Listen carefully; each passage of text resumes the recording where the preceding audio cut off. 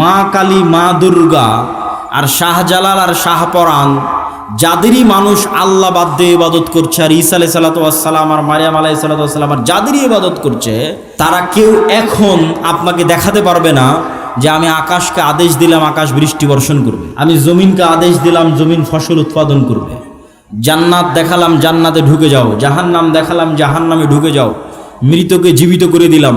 এইরকম একচ্ছত্র কন্ট্রোল যা একমাত্র রবের থাকে তার কারণ নাই, ফলত ওদেরকে বাতিল ইলাহ প্রমাণ করা সহজ। কিন্তু যখন একজন সত্যি সত্যি এগুলো আপনাকে করে দেখাবে, তখন আপনি ঈমান ধরে রাখতে পারবেন না, অনেকগুলো কারণে।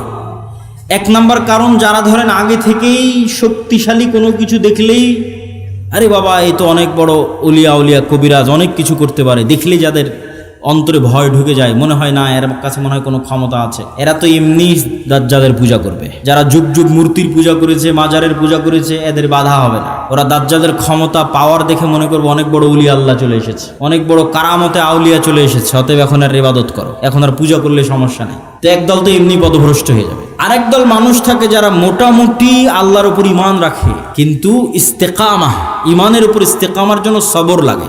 সবর করার ক্ষমতা এবং সাহস এদের নাই। এদের দেখবেন এখন দুনিয়াবি ক্ষমতা যাদের কাছে, ওদের ওখানে গিয়ে সিজদা দিচ্ছে। আজ থেকে 6-7 মাস আগে 16 বছর যাদের কাছে ক্ষমতা ছিল, ওদের কাছে গিয়ে সিজদা দিয়েছে। ক্ষমতার বাইরে এরা চিন্তা করতে পারে না। ক্ষমতা যেখানে, এদের কেবলা এবং মারকাজ সেখানে। এবং আপনি যদি নিজের জায়গায় দাঁড়িয়ে চিন্তা করেন, আজকে তেলের যে সংকট, আমি দাজ্জালের ফিতনার ভয়াবহতা বোঝানোর জন্য আপনাকে বলতেছি। তেলের যে সংকট, মাঝে মধ্যে আমার মনে হয় আল্লাহ আমাদের ফিতনা থেকে হেফাজত করুক, যে এখন যদি কেউ এসে বলে আব্দুল্লাহ তোমার গাড়িতে তো তেলের দরকার, তো এইটা করলে তোমাকে তেল দেওয়া হবে, ধরো তুমি আর 500 টাকা বেশি দিলে তেল দিয়ে দেবো, বা তুমি এই অপরাধটা করলে তোমাকে তেল দিয়ে দিব। তো কত মানুষ বলে ঠিক আছে ভাই সমস্যা নেই, আমার গাড়িতে তেল দেন, আমি করে দিচ্ছি। এখন কোনো একটা দেশকে যদি বলা হয় যে সব তেলের কন্ট্রোল আমার হাতে, এটা করো তেল পাবা, নাহলে কিন্তু আবাদও বন্ধ হয়ে যাবে। আমরা মনে করি তেল মানে দিয়ে শুধু গাড়ি চলে, পেট্রোকেমিক্যাল থেকে সকল সার উৎপাদন হয়, সব কোনো সারই আর তৈরি হবে না। তো সার না হলে আপনি চাষ করবেন কি দিয়ে? স্যালো মেশিন স্টার্ট না দিলে পানি তুলবেন কোথায় থেকে? তেল মানে শুধু গাড়ি নয়, সবই এখনকার আধুনিক সভ্যতার সবই তেল। তা আমি তেল দিব না আপনাকে, তা আপনিও বুঝতে পারছেন যে আপনি সবই করে ফেলবেন তেল নেওয়ার জন্য। তো কোরআন এবং হাদিসে তো এর চেয়ে বড়টা বলা আছে, তেলের কথা বলা নেই। সরাসরি আকাশের বৃষ্টির কথা বলা আছে, জমিনের ফসলের কথা বলা আছে ডাইরেক্ট, যে দাজ্জাল ইরাক এবং শাম এই 2 দেশের মধ্যে সীমানা দিয়ে যেতে থাকবে।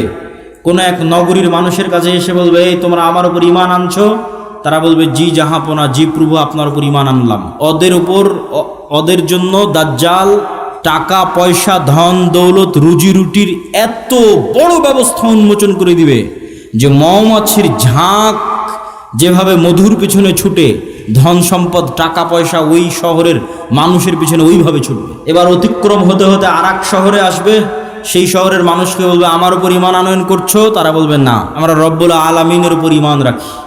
দাজ্জাল বলবে আকাশ এখানে বৃষ্টি বর্ষণ বন্ধ করে দাও, জমিন এখানে ফসল উৎপাদন বন্ধ করে দাও, খাবার দাবার বন্ধ, টাকা পয়সা বন্ধ, সকল কিছু বন্ধ, মোবাইল বন্ধ, ইন্টারনেট বন্ধ। আজকের যুগে যদি কল্পনা করেন, এখনই আপনি ঈমান ধরে রাখতে পারবেন না, যখন ঘটবে তখনকার কথা তো বহু পরে। তো শাম অঞ্চলের মানুষেরা না খেতে পেয়ে ধনুক চাবিয়ে খাবে, তীর চাবিয়ে খাবে। তীর তো খাওয়ার জিনিস না, ধনুক তো খাওয়ার জিনিস না, কিন্তু গাছের পাতাও যেহেতু উৎপন্ন হবে না তো কি খাবে? গাছের পাতাও তো উৎপন্ন হবে না। তো এ হলো দাজ্জালের ফিতনা, পৃথিবীর সবচেয়ে ভয়ঙ্কর এবং ভয়াবহ ফিতনা। দাজ্জালের ফিতনা সম্পর্কে বলতে গিয়ে 2টা হাদিস না বললেই নয়। একটা হাদিসে রাসূলুল্লাহ সাল্লাল্লাহু আলাইহি ওয়াসাল্লাম বলছেন যে দাজ্জাল পৃথিবীতে 40 দিন সফর করবে। 40 দিনের প্রথম দিন হবে 1 বছর, দ্বিতীয় দিন হবে 1 মাস, তৃতীয় দিন হবে 1 সপ্তাহ। আর দাজ্জালের গতি হবে কাগাইসিন ইস্তাদবারাত হুররিহ, এমন মেঘমালা যেই মেঘমালাকে ঝড় বাতাস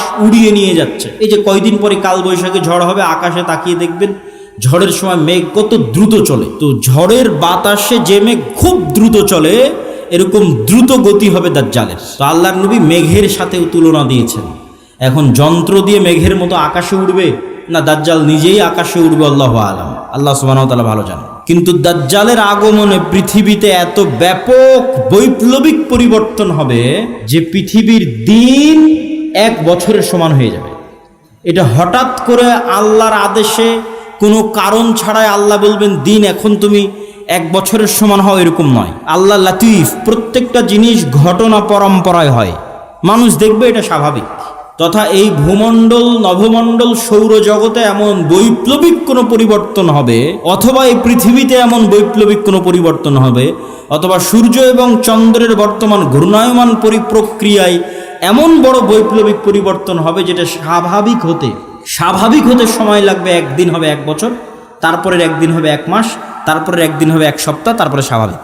ওইটার আগে কিছু একটা ঘটবে। দাজ্জালের আগমনই ওইরকম ভয়ঙ্কর এবং ব্যতিক্রম হবে। আল্লাহু আলাম সেটা কি হবে। দাজ্জালের বিষয়ে আরেকটি হাদিসে রাসূলুল্লাহ সাল্লাল্লাহু আলাইহি ওয়াসাল্লাম, যেটা তামিম আদ-দারির হাদিস, যারা 30 দিন সমুদ্রে লাইবা বিহিমুল মাউজ শাহরান কামিলান, সমুদ্রের ঝড়ো বাতাস এবং ঢেউ 1 মাস যাবৎ তাদেরকে কোথায় নিয়ে গেছে কোনো কন্ট্রোল ছিল না নৌকার উপর। এক দ্বীপে গিয়ে যখন নৌকা ঠেকলো তখন দেখছে একটা প্রাণী, জীবজন্তু, জানোয়ার, গরু ছাগল মহিষ যেমন জীবজন্তু জানোয়ার, এরকম জীবজন্তু জানোয়ার যার মুখ এবং পা সব এত বিশাল লোমে ঢাকা যে কোনটা মুখ আর কোনটা পিছন এটা বোঝা যাচ্ছে না। এই জানোয়ার কথা বলতেছে।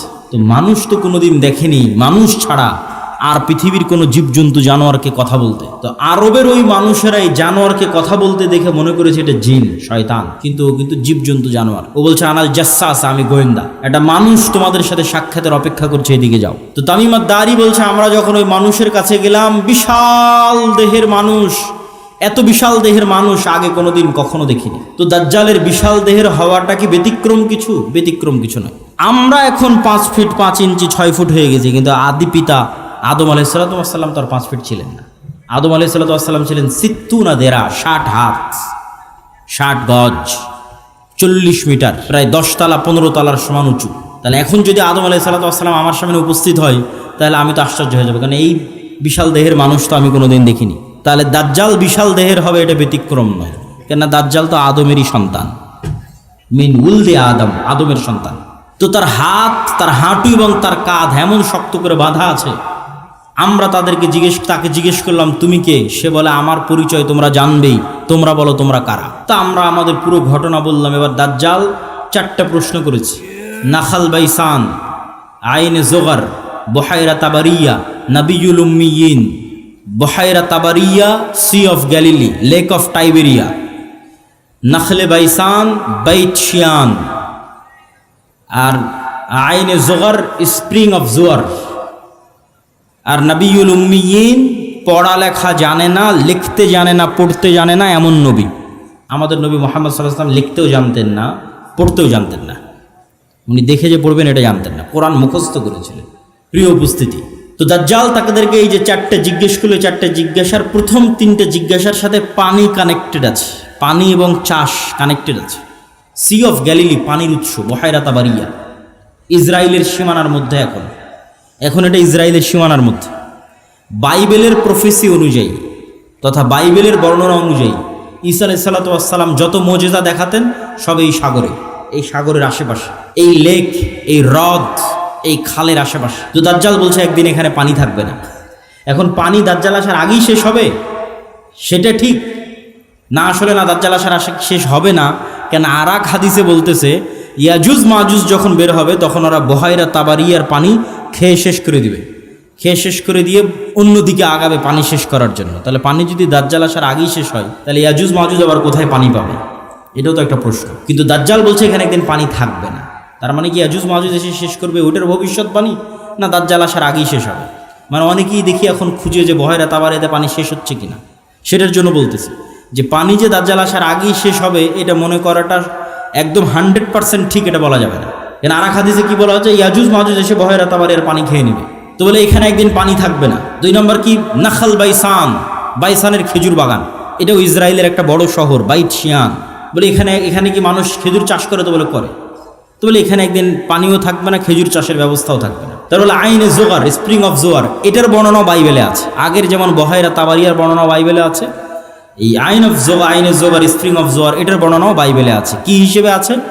লূত আলাইহিস সালাতু ওয়াস সালাম যেখানে ছিলেন ওই শহরটা যখন আল্লাহ ধ্বংস করে দিলেন, যে লূত আলাইহিস সালাতু ওয়াস সালামকে যেখানে তিনি আশ্রয় দিলেন সেখানে তার জন্য পানির ব্যবস্থা অথবা যে জায়গায় তিনি আশ্রয় নিয়েছিলেন সেই জায়গা হচ্ছে স্প্রিং অফ জোয়ার। এই জন্য ওই বহায়রা তাবারিয়ার স্প্রিং অফ জোয়ার আইনে জোগার এই দুটেই খ্রিস্টানেরা ব্যাপক হারে দেখতে যায়, ভিজিট করতে যায়। তো এখান থেকে আমাদের জানার বিষয় কি, এই হাদিস থেকে জানার বিষয় হচ্ছে দাজ্জাল প্রশ্ন করেছে একটা নির্দিষ্ট জায়গায়, যার প্রত্যেকটা এরিয়া 30-40 কিলোমিটারের মধ্যে। এই বহায়রা তাবারিয়া বলেন, আইনে জোগার বলেন, নাখাল বাইসান বলেন, এই বগুড়া জেলার মধ্যেই, মানে একটা সেম এরিয়ার মধ্যেই। তথা কিয়ামতের পূর্ব মুহূর্তের ফিতনার বর্ণনাগুলো নিশ্চিতভাবে কিয়ামতের পূর্ব মুহূর্তে যা যা হবে এগুলো মক্কা মদিনার বাইরে, মক্কা মদিনায় হবে না। মক্কা মদিনা ফিতনা মুক্ত থাকবে। কোথায় হবে তাহলে? সিরিয়াতে, শাম। শাম মানে আগে ফিলিস্তিনি বোঝানো হতো, শাম মানে আগে মসজিদে আকসাই বোঝানো হতো। শাম মানে আজকের শাম নয়, তথা মসজিদে আকসা এবং এর আশেপাশের অঞ্চল যেগুলোতে এখন ইসরায়েল, ফিলিস্তিন, জর্ডান, এই যে অঞ্চলগুলো এবং এখনকার যে সিরিয়া, সব কিছু এই অঞ্চলে হবে। দাজ্জালের এই সংক্ষিপ্ত বর্ণনা এবং দাজ্জালের ফিতনার এই সংক্ষিপ্ত বর্ণনার পরে কি হবে? ওই যে মুজাহিদ বাহিনী যারা দাজ্জালের মিথ্যে সংবাদ শুনে এবার দেমাশকে ফিরে আসবে, যুদ্ধ বিজয় অভিযান বাদ, কেন এটা ভয়ঙ্কর ফিতনা। এই ভয়ে দাজ্জাল আসলে বের হয়েছে কিনা, যুদ্ধ বাদ দিয়ে সবাই ফিরে আসবে তাদের যেটা সেন্টার, তাদের সেন্টার দামেস্ক। যুদ্ধ যদি রোম পর্যন্ত গিয়ে থাকে, ইতালির রাজধানী, ওখান থেকেও ফিরে দামেস্কে আসবে। যদি তুরস্কের রাজধানী ইস্তাম্বুল পর্যন্ত গিয়ে থাকে, ওখান থেকে ফিরে দামেস্কে আসবে। এবার দামেস্কে আসতে আসতে সত্যি দাজ্জাল বের হয়ে যাবে। এবার রিয়ালি প্রকৃত অর্থে দাজ্জাল বের হয়ে গেছে এবং দাজ্জাল বের হওয়া মাত্রই সকল ক্ষমতা দাজ্জালের কাছে চলে যাবে। এটার বিবরণ আরেকটু পরে দিব, এখানে এটা শেষ করে নি। তো দাজ্জাল বের হয়ে যাবে। এই দামেস্কের মসজিদে ফজরের সালাতে যখন জামাত হবে, তখন এবার ঈসা আলাইহিস সালাম অবতীর্ণ হবেন। কেননা দাজ্জালের ফিতনা যেই লেভেলের অলৌকিক, ওইটা মোকাবেলা করার জন্য ওই লেভেলের অলৌকিক লাগবে। তথা দাজ্জালের এই ফিতনা মোকাবেলা ওই মুজাহিদরাও করতে পারবে না যারা ইস্তাম্বুল বিজয় করেছে, রোম বিজয় করেছে, এবং কিছু কিছু হাদিসের বর্ণনা অনুযায়ী তারা ভারতও বিজয় করতে পারে। মানুষের মাথায় একটা চিত্র আগে থেকে ঢুকে আছে যে দাজ্জাল যখন বের হবে পৃথিবীতে, তখন পুরো পৃথিবী দাজ্জালের কন্ট্রোলে থাকবে। এটা ভুল কথা। দাজ্জাল যখন বের হবে তখন পুরো পৃথিবী মুসলমানদের কন্ট্রোলে থাকবে, মানে মুসলমানেরা বিজয় করে শেষ করে দিবে, সব বিজয় করে ফেলবে। মসজিদে আকসা বিজয়, ইস্তাম্বুল বিজয়, খ্রিস্টানরা তো পরাজিতই হয়ে যাবে, ইতালির রাজধানী রোম বিজয়, ভারত বিজয়, পুরো পৃথিবীতে মুসলমানদের জয় জয়কার থাকবে। হাদিস থেকে আমি যতটুকু চিন্তা ভাবনা করে দেখেছি, এটাই বেশি খাপ খায়, এটাই বেশি মিলে, যে দাজ্জাল বের হওয়ার পূর্বে, ইমাম মাহদি আসার আগেই, অথবা ইমাম মাহদির সাথী, অথবা ইমাম মাহদি সহ, যেটাই বলেন, দাজ্জাল এবং ঈসা ইসলাম আসার পূর্বে পৃথিবী মুসলমানদের, মসজিদে আকসা মুসলমানদের, তুরস্ক মুসলমানদের, ইতালি, পুরো ইউরোপ মুসলমানদের, ভারত মুসলমানদের, সবই মুসলমানদের। মুসলমানদের বিজয় যখন সর্বোচ্চ স্তরে এবং দাজ্জালের কোনো ষড়যন্ত্র যখন আর কাজে দিচ্ছে না, দাজ্জালের পক্ষ হয়ে পৃথিবীতে কাজ করবে এরকম কোনো বড় শক্তি আর পৃথিবীতে নাই, এবার নিজেই দাজ্জাল বের হয়ে আসবে। কেননা যারা দাজ্জালের পক্ষ নিয়ে কাজ করতে, এরা সব বিপদে পড়ে গেছে, কেননা বিজয় মুসলমানদের হয়ে গেছে। তো ইহুদিরাও এক মাসিহের অপেক্ষা করতেছে, বিপদ থেকে, বিপদে পড়লে বিপদ থেকে বাঁচায় যে সে মাসিহ, মাসিহ দাজ্জাল। খ্রিস্টানেরাও ঈসা মাসিহ, বিপদে পড়লে বিপদ থেকে বাঁচায় যে সেই মাসিহ ঈসা আলাইহিস সালাম বিপদ থেকে বাঁচাবে। খ্রিস্টানেরাও বিশ্বাস করে ঈসা ইসলাম আবার আসবে, কিন্তু তারা এটা জানে না যে ঈসা ইসলাম মারা যায়নি, জীবিত আছে। আমরা জানি ঈসা ইসলাম মারা যাননি, জীবিত আছে। আর তারা মনে করে মরে গেছে, কিন্তু পুনর্জন্ম হয়ে পুনরায় ঈসা ইসলাম পৃথিবীতে আসবে তাদেরকে বাঁচানোর জন্য, খ্রিস্টানদের বাঁচানোর জন্য। তাহলে সারা পৃথিবীর সবাই শেষ জামানার একজন বিশাল মাসিহের অপেক্ষায়। এবং আধুনিক এখনকার বিশ্বের যতগুলো নিউজ চ্যানেল রিপোর্ট, সবগুলোতেই বর্তমান যে যুদ্ধ চলতেছে, এই যুদ্ধ নিয়েও এই আলোচনাগুলো আমাদের দেশে নয়, এই অঞ্চলে নয়, ইউরোপ এবং আমেরিকায় আলোচিত হচ্ছে। যারা বিশ্ব শাসন করে তাদের কাছে, তাদের ভাষায় দাজ্জাল হচ্ছে অ্যান্টি ক্রাইস্ট ইংরেজিতে, আর মালহামা হচ্ছে আর্মাগেড্ডন, আর জেসাস ঈসা আলাইহিস সালাম উনি আসবেন। অ্যান্টি ক্রাইস্ট না আসলে জেসাস আসবে না। অ্যান্টি ক্রাইস্ট মানে দাজ্জাল। আর অ্যান্টি ক্রাইস্ট ততক্ষণ আসবে না যতক্ষণ না ইহুদিরা জেরুজালেম একত্রিত হচ্ছে, এটা তাদের বিশ্বাস। ইভাঞ্জেলিক্যাল খ্রিস্টিয়ান যারা ইঞ্জিল কেন্দ্রিক খ্রিস্টান, তাদের বিশ্বাস। ফলত তাদেরও ঈসা আলাইহিস সালামকে নিয়ে আসতে হবে, ইহুদিদেরও একজন মাসিহ লাগবে। ফলত সবাই সেইটারকে সামনে নিয়ে কাজ করতেছে, যে ওইটা যত দ্রুত ঘটানো যাবে তত দ্রুত মনে করতেছে আমাদের বিজয়। কিন্তু সবার কামনা অনুযায়ী তো কাজ হবে না, সবার চাওয়া অনুযায়ী কাজ হবে না, কেননা সবাই ভুল বুঝবে, ভ্রান্তিতে পা দিবে। কি কি ভ্রান্তিতে পা দিবে বলি? ইহুদিদের আসল মাসিহ যিনি তিনি তো চলে এসেছেন, কিন্তু তারা তো গ্রহণ করেন। ইহুদিদের প্রকৃত মাসিহ তো ছিল মুহাম্মদ সাল্লাল্লাহু আলাইহি ওয়াসাল্লাম নিজেই। মুহাম্মদ সাল্লাল্লাহু আলাইহি ওয়াসাল্লামের অপেক্ষায় তারা মদিনায় গিয়ে বসে থাকতো, অনেক আগে গিয়ে বসেছিল, ইমান তো আনেনি। তো এরা তো মাসিহকে চিনতে পারেনি। ঈসা আলাইহিস সালাম তো মাসিহ চিনতে পারেনি, ইমান আনেনি, ঈসা আলাইহিস সালামকে হত্যা করার চেষ্টা করেছে, নিকৃষ্ট। তো এই জন্য এদের সঠিক মাসিহ এরা পাবে না। এরা দাজ্জালকেই মনে করবে আমাদের মাসিহ, কিন্তু দাজ্জাল তো হবে ভ্রান্ত। এই জন্য দাজ্জালের অনুসারী কারা হবে? ইহুদিরা। রাসূল সাল্লাল্লাহু আলাইহি ওয়াসাল্লাম বলছেন, ইয়াতবাউদ দাজ্জাল ৭০ আলফা ইয়াহুদ মিন আসবাহান। ইরানের ইস্পাহান শহরের ৭০,০০০ ইহুদি দাজ্জালের অনুসারী হবে। তাহলে ইহুদিরা দাজ্জালকে মাসিহ মনে করে দাজ্জালের অনুসারী হবে, কিন্তু দাজ্জাল তো পরাজিত হবে। কিন্তু প্রথম যখন দাজ্জাল আসবে তখন তো সব ক্ষমতা দাজ্জালের হাতে, ফলত যে কেউ পথভ্রষ্ট হয়ে যাবে। তো এই অংশের সামারিটা করি। এই অংশের সামারি হচ্ছে, দাজ্জাল এবং ঈসা আলাইহিস সালাম আসার পূর্বে মুসলমানেরা পৃথিবী বিজয় করবে এবং ইহুদি এবং খ্রিস্টানেরা বিপদে পড়বে। যেহেতু ইহুদি এবং খ্রিস্টানেরা বিপদে পড়বে, বিশেষ করে ইহুদিরা, তো এখন ইহুদিদের বাঁচানোর জন্য দাজ্জাল বের হবে। এবং যেহেতু দাজ্জালের পক্ষে কাজ করার মতো আর পৃথিবীতে কেউ অবশিষ্ট নাই, এই জন্য এবার দাজ্জাল নিজেই বের হবে। দাজ্জাল যখন নিজেই বের হবে তখন এক নিমিষে, এক সেকেন্ডে সকল ক্ষমতা দাজ্জালের কাছে চলে যাবে। মুসলমানেরা হতভম্ব, হতবিহ্বল হয়ে যাবে। আকাশও বৃষ্টি বর্ষণ করে না, জমিনও ফসল উৎপাদন করে না, দুর্ভিক্ষই নিয়তি ইমান নিয়ে বাঁচার জন্য। তথা সেই সফল যে বলবে আমি মরতে প্রস্তুত কিন্তু ইমান বিক্রি করতে প্রস্তুত নই। সেই সফল যার একটা টাকার প্রতি অবৈধ লোভ নাই, অবৈধ একটা টাকার প্রতি ন্যূনতম লোভ নাই। আপনি নিজেই নিজের আত্মা এবং নাফসকে চেক করেন যে আপনার একটা টাকার প্রতি যদি, অবৈধ টাকার প্রতি যদি ন্যূনতম লোভ থাকে, আপনি দাজ্জালের ফিতনা থেকে বাঁচতে পারবেন না। পরকালে যার বিশ্বাস সর্বোচ্চ পর্যায়ে, পরকালে যার বিশ্বাস সর্বোচ্চ লেভেলে, ও দাজ্জালের ফিতনা থেকে বাঁচতে পারবে। আসহাবুল উখদুদ ওয়াস সামাই যাতিল বুরুজ ওয়াল ইয়াউমিল মাউউদ ওয়া শাহিদু ওয়া মাশহুদ কুতিলা আসহাবুল উখদুদ। ওদের বলা হলো হয় ইমান না হয় সামনে আগুন, ঝাঁপিয়ে পড়ো। তোরা বলল আমরা আগুনেই ঝাঁপিয়ে পড়বো। তোরা আগুনে কেমনে ঝাঁপিয়ে পড়বে এটা ছাড়া সম্ভব নয় ঝাঁপিয়ে পড়া, যদি ওই আগুনে জান্নাত না দেখে। আর নিজের বাড়িতে যে এসি রুম আছে ওখানে জাহান্নামের আগুন জ্বলতেছে, তো ওরা এটা বিশ্বাস করে যে আমি যদি আমার এসি রুমে ফিরে যাই ইমান পরিত্যাগ করে, তাহলে ওই এসিরা বাতাস নয়, এটা জাহান্নামের আগুন। আর যদি সামনের আগুনে ঢুকে যায় তাহলে এটা আগুন নয়, এটা জান্নাত। তো এই সেম ঘটনা তো দাজ্জালের সময় হবে। দাজ্জালের জান্নাতে যে ঢুকবে ও ঢুকে গেল জাহান্নামে, আর দাজ্জালের জাহান্নামে যে ঢুকবে ও ঢুকে গেল জান্নাতে। তাহলে পরকালের উপর ইয়াকিন না থাকলে তো আপনি দাজ্জালের ফিতনা থেকে বাঁচতে পারবেন না। তাহলে এবার দাজ্জালের আবির্ভাবের পর সারা পৃথিবীর সব মুমিন মুসলমান বিপদে, কোনো খাবার নাই, অসহায়, কিচ্ছু না। এবার বিপদগ্রস্ত মুমিন মুসলমানদের বাঁচানোর জন্য আসবে ঈসা আলাইহিস সালাম। এই হলো প্রেক্ষাপট। তাহলে শুরুতে বিপদে ইহুদি খ্রিস্টানেরা, বাঁচাতে আসবে দাজ্জাল। সব ক্ষমতা তখন দাজ্জালের কাছে। বিপদে এবার মুসলমানেরা। কোন মুসলমানেরা? যারা সব দেশ বিজয় করে শেষ করে দিয়েছে। তুরস্ক বিজয় করেছে, মসজিদে আকসা, ভারত, তারপরে ইতালি, সব বিজয় শেষ করে দিয়েছে। ওরা এখন চরম বিপদে।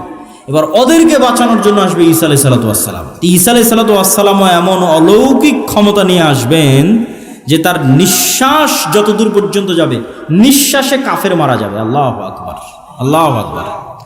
নিঃশ্বাসের স্পর্শে কাফের মারা যাবে, রাসূল সাল্লাল্লাহু আলাইহি ওয়াসাল্লাম বলছেন। আর ঈসা আলাইহিস সালামের অলৌকিকত্ব এত টপ লেভেলের হবে যে দাজ্জালকে আলাদা করে হত্যা করা লাগবে না। দাজ্জাল যদি শুধু দেখে ঈসা আলাইহিস সালামের দিকে, ইয়াজুবু কামা ইয়াজুবুল মা, পানিতে লবণ দিলে যেভাবে গলে যায় সেভাবে গলে যাবে, ছেড়ে দিলে গলেই মারা যাবে। কিন্তু ঈসা আলাইহিস সালাম ছাড়বেন না, নিজে হাতে হত্যা করবেন। যেখানে হত্যা করবেন ওটাও ইসরায়েলের সীমানার মধ্যে। ইসরায়েলের বর্তমান রাজধানী তেল আবিব থেকে অতি নিকটে বাবে লুদ নামক জায়গায় দাজ্জালকে ঈসা আলাইহিস সালাম হত্যা করবেন। তো যেই ঈসা আলাইহিস সালাম এবং যেই মুমিন মুজাহিদেরা পৃথিবীর সবচেয়ে বড় ফিতনা দাজ্জালকে হত্যা করলো, তাদেরকে এবার আল্লাহ বলবে তোমরা তো এত বড় ফিতনা মোকাবেলা করলা, এখন আমার এমন একদল বান্দা বের হবে, ইয়াখরুজু ইবাদি লা ইয়াদানি লি আহাদিন, কারো পক্ষে সম্ভব নয় যে আমার ওই বান্দাদের মোকাবেলা করে। ঈসা আলাইহিস সালাম এত বড় নবী, তিনি পৃথিবীর সবচেয়ে বড় ফিতনা দাজ্জালকে হত্যা করলেন, তাকে আল্লাহ বলছে তুমিও পারবা না। এখন যারা বের হবে অতএব মুমিন মুজাহিদদের নিয়ে তুমি তুর পাহাড়ে আশ্রয় নাও। তাহলে ঘটনার ক্ষেত্রগুলো দেখেন। তুরস্ক এবং সিরিয়ার সীমান্তবর্তী অঞ্চল, সিরিয়ার রাজধানী দামেস্ক, মসজিদে আকসা, বাবে লুদ যেখানে দাজ্জালকে হত্যা করা হলো, তুর পাহাড়, এই এরিয়াগুলোতে এই ঘটনাগুলো ঘটতেছে। শেষ সময়ের ঘটনা এখানেই ঘটবে, শামে ঘটবে। তো তুর পাহাড়ে আশ্রয় নেওয়ার পর কারা বের হবে? ইয়াজুজ আর মাজুজ। ইয়াজুজ মাজুজের সংখ্যা কত বেশি? একটা সহিহ হাদিস বলবো আর একটা জয়ীফ হাদিস। সহিহ হাদিসে রাসূলুল্লাহ সাল্লাল্লাহু আলাইহি ওয়াসাল্লাম বললেন যে আদম আলাইহিসসালাতু ওয়াসসালামের পিঠ থেকে আল্লাহ মানুষকে বের করলেন, আদমের সকল সন্তানকে বের করে বলা হচ্ছে প্রতি 1000-এ একজন জান্নাতে, 999 জন জাহান্নামে। এই হাদিস রাসূল সাল্লাল্লাহু আলাইহি ওয়াসাল্লাম সাহাবীদের শোনাচ্ছে। তো প্রতি 1000-এ 999 জন জাহান্নামে, এটা শুনে সাহাবীদের মাথা নষ্ট, যে তাহলে তো আমরা সবাই জাহান্নামে। আদম সন্তানের 1000-এর 999 জন যদি জাহান্নামে যায় প্রতি 1000-এ, তাহলে তো আমরা সবাই জাহান্নামে। তখন মুহাম্মদ সাল্লাল্লাহু আলাইহি ওয়াসাল্লাম সাহাবীদের বলতেছে, হতাশ হয়ো না, এই 999 জনের বেশিরভাগই ইয়াজুজ মাজুজ। এই 999 জনের বেশিরভাগই ইয়াজুজ মাজুজ। তো কতজন জাহান্নামে যাবে ইয়াজুজ মাজুজের বাইরে স্বাভাবিক মানুষের মধ্যে থেকে, এটা তো আমরা জানি না। তো এই জন্য নির্ধারিত করে বলা মুশকিল, কিন্তু এতটুকু অন্তত বোঝা যায়, আইডিয়া করা যায় যে আদম আলাইহিসসালাতু ওয়াসসালাম থেকে নিয়ে কিয়ামত পর্যন্ত যত মানুষ আসবে তাদের কয়েক শত গুণ হচ্ছে ইয়াজুজ মাজুজ।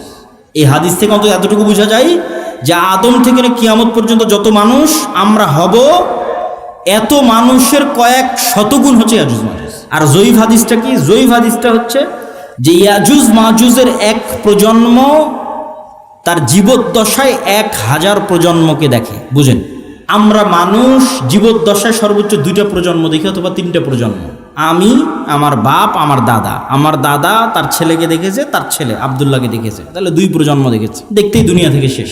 তো ইয়াজুজ মাজুজের এক প্রজন্ম তাদের জীবদ্দশায় 1000 প্রজন্মকে দেখে। তাহলে কিভাবে তাদের জন্ম বৃদ্ধির হার এবং কিভাবে তাদের বৃদ্ধির হার, এটা সব উলদে আদমের সন্তান। তো এরা পৃথিবীতে বের হয়ে সব পানি ফসল আদি যা আছে সব খেয়ে শেষ করবে, এবং তাদের এই ভয়ঙ্কর ভয়াবহতাই তুর পাহাড়ে ঈসা আলাইহিসসালাতু ওয়াসসালাম বিপদে মুমিন মুজাহিদদের নিয়ে, খাবার নাই, ওই সেম কষ্ট, দাজ্জাল থাকতে যে কষ্ট ছিল ওই কষ্ট। এখান থেকে আপনি আরেকটা জিনিস শিখেন যে আপনি কত বড় নবী, কত বড় উলিয়া, কত বড় মুজাহিদ, তাও আল্লাহ আপনাকে কিভাবে বিপদ দিয়ে পরীক্ষা করতেছে। কেমন বিপদ? এত বড় নবী, তাও খাবার নাই। যে নবী নিজে হাতে দাজ্জালকে হত্যা করেছে, তার খাবার নাই, সে নবী এখন আল্লাহর কাছে কাঁদতেছে যে আল্লাহ এই বিপদ থেকে বাঁচান। তো এই জন্য সবসময় আল্লাহর সামনে নত, আল্লাহর সামনে সাহায্য, এটা ছাড়া কোনো রাস্তা নাই। তো ঈসা আলাইহিস সালামের কান্নাকাটি এবং মুমিন মুজাহিদদের কান্নাকাটিতে আল্লাহ সুবহানাহু ওয়া তাআলা ইয়াজুজ মাজুজের শরীরে এক প্রকার পোকামাকড় এবং অসুখ দিবেন। তারা মারা যাবে কেমন করে? হাদিসের বাক্যটা শুনেন, কামাউতি নাফাসিন ওয়াহিদিন। একটা মানুষ মারা গেলে যা হয়, পুরো ইয়াজুজ মাজুজ একসাথে ওইভাবে মারা যাবে, যেন একটা মানুষ মারা গেল। তথা একটা মানুষ মরতে যতটুকু সময় লাগে, পুরো ইয়াজুজ মাজুজ কোটি কোটি হাজার হাজার ওইভাবে একসাথে at a time, at a moment, at a second মারা যাবে। তো এবার ঈসা আলাইহিসসালাতু ওয়াসসালাম জমিনে ফিরে আসবেন, তো জমিনে পা রাখার জায়গা নাই। এত কোটি কোটি মানুষ যদি মরে পড়ে থাকে কি অবস্থা, লাশের দুর্গন্ধ। এবার ঈসা আলাইহিস সালাম আবার আল্লাহর কাছে কান্নাকাটি করবে, দোয়া করবে। তখন আল্লাহ সুবহানাহু ওয়া তাআলা রাসূল সাল্লাল্লাহু আলাইহি ওয়াসাল্লামের ভাষা অনুযায়ী আনাকি ইবিলিল বুখত গোত্রের উটের কুঁজ যেমন উঁচু হয়, ওই রকম উঁচু কুঁজ বিশিষ্ট একদল পাখিকে পাঠাবেন, যেই পাখি হাজার হাজার কোটি কোটি লাখ লাখ লাশকে নিয়ে যে এমন জায়গায় ফেলে দিবে যেখানে মানুষ বসবাস করে না। উত্তর মেরু হোক, দক্ষিণ মেরু হোক, সাইবেরিয়া হোক, যেখানে হোক, আল্লাহ ভালো জানেন, যেখানে আল্লাহ বলবেন। তারপরে আসমান বৃষ্টি বর্ষণ করে এই জমিনকে পরিষ্কার করে দিবে। তারপরে ঈসা আলাইহিসসালাতু ওয়াসসালামের শাসন চলবে হাদিস অনুযায়ী 7 বছর, আর বাইবেলের বর্ণনা অনুযায়ী 1000 বছর। 7 বছর ঈসা আলাইহিসসালাতু ওয়াসসালামের এই শাসনে এতটা নিরাপত্তা এবং শান্তি বিরাজ করবে যে এতদিন যত যুদ্ধ বিগ্রহের সামগ্রী ছিল এগুলো কাজে লাগবে না, ওগুলো জ্বালিয়ে পুড়িয়ে দেওয়া ছাড়া কোনো কাজ নাই। আর এত বরকত আসমান এবং জমিন উন্মুক্ত করে দিবে যে একটা ডালিম একটা গ্রাম খাবে, একটা গাভীর দুধ একটা পুরো বংশ খাবে, এত বরকতে আল্লাহ পরিপূর্ণ করে দিবে। তারপরে এক শীতল বাতাসে মুমিন মুসলিম এবং ঈসা আলাইহিস সালাম সবাই মারা যাবে, শুধু ফাসিক এবং ফাজেরেরা পৃথিবীতে থাকে। এবার যত হাদিস শুনেছেন এই ধরনের, যে পৃথিবীতে এমন একদিন আসবে যে কোরআন পড়ার কেউ থাকবে না, এখন সেগুলো আল্লাহ নাম নেওয়ার কেউ থাকবে না, এগুলো ঈসা আলাইহিস সালামের মরার পর। মানুষ জেনায় লিপ্ত হবে খোলা মাঠে কুকুর শ্রীগালের মতো, লজ্জা বুঝবে না, এগুলো ঈসা আলাইহিস সালামের আগে নয়। ঈসা আলাইহিস সালামের আগে কোরআন থাকবে, দিন থাকবে, এটা তো পূর্ণতায় পৌঁছে যাবে। এখন পতন দেখতে পাচ্ছেন, কিন্তু আল্লাহ মুতিম্মু নূরিহি আগেই বলে নিয়েছে আয়াতগুলো, এই দিন তো সারা পৃথিবী বিজয় করবে, আর এই বিজয় ধারা তো ঈসা আলাইহিস সালামের আসার আগেই শুরু হয়ে যাবে। তাহলে কিভাবে কোরআন হাদিস শেষ হবে? শেষ হবে না, এগুলো আরো বাড়বে। কিন্তু এটা শেষ যে হবে সেটা কখন? ঈসা আলাইহিস সালামের মরার পর। তখন আর নাই, তখন কোরআন নাই, হাদিস নাই, আল্লাহর নাম নাই, মানুষের লজ্জা উঠে যাবে। এই ফাসিক ফাজরের উপর আল্লাহ সুবহানাহু ওয়া তাআলা কিয়ামত কায়েম করবেন। প্রিয় উপস্থিতি, আমি আমার বক্তব্য দীর্ঘায়িত করতে চাই না। এই পুরো ঘটনা থেকে যা বর্ণনা করলাম, ধারাবাহিকতা, এই ধারাবাহিকতা থেকে আমার এবং আপনার শিক্ষা কি? তার আগে একটা প্রশ্নের উত্তর দিয়ে নিই, দাজ্জাল কোথায়, ইয়াজুজ মাজুজ কোথায়? একদল নাস্তিক আবার একদল মুনকিরে হাদিস দৌড়ায়, দুইটাই। মুনকিরে হাদিসেরাও ভিডিওর পর ভিডিও দেয়, বলে যেটা কোরআনে না এটা বিশ্বাস করবো না। কোরআনে কিন্তু ইয়াজুজ মাজুজের কথা আছে, দাজ্জালের কথা নাই, বলে যেটা কোরআনে না এটা বিশ্বাস করবো না। আবার একদল নাস্তিক বলে যে এই পৃথিবীর স্যাটেলাইট ক্যামেরা সব আছে, কই তোমার দাজ্জাল, কই তোমার ইয়াজুজ মাজুজ। একটা ছোট্ট তথ্য দিয়ে রাখি, মানুষ মহাকাশ সম্পর্কে যা জানে এই মাটির নিচ সম্পর্কে তাও জানে না।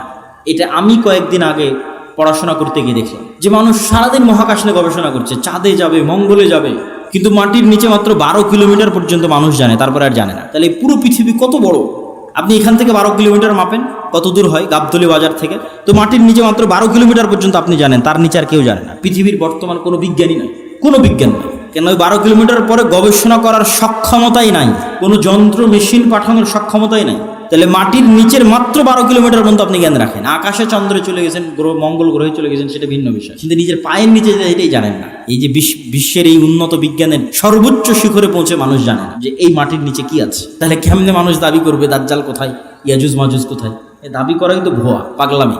আরেকটা জিনিস দেখলাম, মহাসাগর সম্পর্কে মানুষ অজ্ঞ।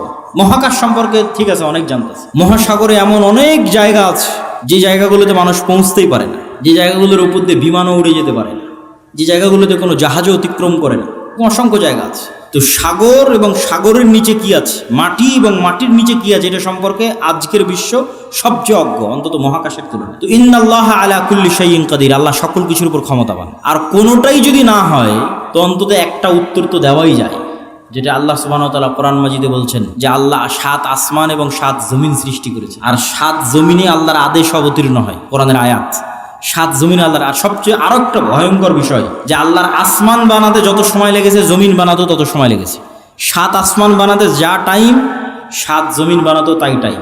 তাহলে 7 আসমান কত বড়, 7 জমিন তাহলে কত বড় হতে পারে? এখন ইয়াজুজ মাজুজ আর দাজ্জাল যদি অন্য জমিন থেকে বের হয়ে আসে, এই জমিনে কিছু করার নাই, এটাকে অস্বীকার করতে পারবে না যে না নিশ্চিত নাই। তো অতএব আল্লাহ সুবহানাহু তাআলা সকল কিছুর উপর ক্ষমতাবান। এই জমিনেও থাকতে পারে, এই জমিনের সাগরেও থাকতে পারে, এই জমিনের নিচেও থাকতে পারে। মানুষের জ্ঞান পরিপূর্ণ নয়, অন্য জমিনেও থাকতে পারে, সেখান থেকেও আসতে পারে। এই জন্য সূরা কাহাফ, দাজ্জালের ফিতনা থেকে বাঁচতে সূরা কাহাফ পড়তে বলা হয়েছে। সূরা কাহাফের সব ব্যতিক্রম ঘটনাগুলো দাজ্জালের আসার সাথে মিলবে, দাজ্জালের যুগের যে ফিতনা ওগুলোর সাথে মিলবে। সূরা কাহাফের 4টা ব্যতিক্রম ঘটনা আছে, তার মধ্যে একটা ব্যতিক্রম ঘটনা খিজির আলাইহিস সালামের। কই থেকে আসলো খিজির আলাইহিস সালাম, কোথায় ছিল? বলে মাছ যেখানে জীবিত হয়ে যাবে সেখানে খিজির আছে, তুমি মাছ ভেজে নিয়ে রওনা দাও, যেখানে মাছ জীবিত হয়ে যাবে ওখানে খিজির আছে। তো খিজির আলাইহিস সালাম জিজ্ঞেস করতেছে যে সালাম কিভাবে? মুসা আলাইহিস সালাম সালাম দিচ্ছে, সালাম জান্নাতের সালাম দুনিয়াতে কিভাবে? তো খিজির আলাইহিস সালাম যদি অন্য পৃথিবী থেকে এসে থাকে নিশ্চিত করে, অথবা এই পৃথিবীতেও থাকতে পারে। তো খিজির আলাইহিস সালামকে যদি আল্লাহ সুবহানাহু ওয়া তাআলা আড়ালে রাখতে পারে, দাজ্জাল এবং ইয়াজুজ মাজুজকেও আল্লাহ সুবহানাহু ওয়া তাআলা আড়ালে রাখার সক্ষমতা আছে। তো ওই দাজ্জালের সময়ের ফিতনার সাথে এই সূরা কাহাফের ঘটনাগুলো মিলবে। আসহাবে কাহাফ, আসহাবে কাহাফের কথা বলতে গিয়ে আল্লাহ বলছেন ওয়াহুম আইকাজ, তাদেরকে আমি ঘুমিয়ে রেখেছি, কিন্তু মানুষ দেখলে মনে করবে ওরা জেগে আছে। আপনি দেখলে মনে করবেন এই মানুষটা জেগে আছে, কিন্তু ওরা নিজেরাও বুঝতে পারছে ওরা ঘুমিয়ে আছে, আল্লাহও বলছেন ঘুমিয়ে আছে। এইভাবেই 309 বছর পার হয়ে গেছে। ওরা ঘুম থেকে উঠে মনে করছে যে কই, আমরা তো অল্প কিছুক্ষণ মনে হয় শুয়েছিলাম, ঘুমিয়েছিলাম, কিন্তু 300 বছর পার হয়ে গেছে। তো সময়ের যে আপেক্ষিকতা, এটার কন্ট্রোল আল্লাহর হাতে। এই আপেক্ষিকতার প্রভাবিত মানুষ দেখবে যে একদিন হয়ে যাবে 1 বছরের সময়। তো পৃথিবীতে অবশ্যই ব্যাপক কোনো পরিবর্তন ঘটবে, যেটার প্রভাবে 1 বছর, 1 মাস, 1 সপ্তাহ। সেটা কি আল্লাহ সুবহানাহু ওয়া তাআলা ভালো জানে। তো প্রিয় উপস্থিতি, এই 1 নাম্বার কর্তব্য কি, সংক্ষিপ্ত বক্তব্য শেষ করে দিচ্ছি, এগুলোর উপর ঈমান রাখা। 2 নাম্বার কি, যে কোনো মুহূর্তেই দাজ্জাল বের হতে পারে, যে কোনো মুহূর্তে কিয়ামত হতে পারে, কথা এটাই ঠিক। রাসূল সাল্লাল্লাহু আলাইহি ওয়াসাল্লাম আশঙ্কা করতেন দাজ্জাল মনে হয় এখনই বের হয়ে গেল। এরকম অনেকগুলো ঘটনা আছে হাদিস, ইবনে সাইয়াদের ঘটনাগুলো বেশি, তার মধ্যে প্রসিদ্ধ। তো ফিতনা তো সবসময়ই চলছে। তো ফিতনার সময় আপনি বেঁচে থাকবেন, ঈমান নিয়ে বেঁচে থাকবেন, এটার 2টা কাজ, পরকালের প্রতি সর্বোচ্চ জ্ঞান, সর্বোচ্চ ইয়াকিন, এবং অবৈধ 1 টাকার উপরে, অবৈধ ধন সম্পদ ক্ষমতার উপর ন্যূনতম লোভ না থাকা। এবং সফলতা এটা নয় যে আপনি বাড়ি গাড়ি টাকা পয়সার মালিক হবেন, সফলতা এটা যে আপনি ঈমান এবং সালাত অবস্থায় পৃথিবী থেকে বিদায় নেবেন, এটাই সফলতা। তো আল্লাহ সুবহানাহু ওয়া তাআলা যেন আমাদের ঈমান অবস্থায়, সালাত অবস্থায় পৃথিবী থেকে বিদায় নেওয়ার তৌফিক দান করে, বলেন আল্লাহুম্মা আমিন। কেন আমাদের ঈমান অবস্থায় বিদায় নিতে হবে? এত লম্বা ঘটনা বলে এই পুরো ঘটনার উপর একটু পানি দিয়ে একটা কথা বলে, সেটা হচ্ছে ঈসা আলাইহিস সালাম যখন আসবে, ইমাম মাহদি যখন আসবে, দাজ্জাল যখন আসবে, তখন কি নতুন কোনো দিন আসবে নাকি? নতুন কোনো কোরআন আসবে নাকি? নতুন কোনো হাদিস আসবে নাকি? কোরআন এবং হাদিস তো এটাই যেটা এখন আছে। তাহলে সবচেয়ে বড় ঘটনা তো আগেই ঘটে গেছে। মুহাম্মদ সাল্লাল্লাহু আলাইহি ওয়াসাল্লামের আশা এবং কোরআনের প্রেরিত হওয়া। তাহলে ঈসা আলাইহিস সালাম যে কোরআনের উপর আমল করবেন ওটা আপনার কাছে আছে। ইমাম মাহদী যেই কোরআন দিয়ে রাষ্ট্র চালাবে ওটা আপনার কাছে আছে। আর দাজ্জাল যেই নবীকে মানতে বলতেছে ওই নবী চলে যাওয়ার 1400 বছর হয়ে গেছে। তাহলে কাজ আমাদের কাছে আছে।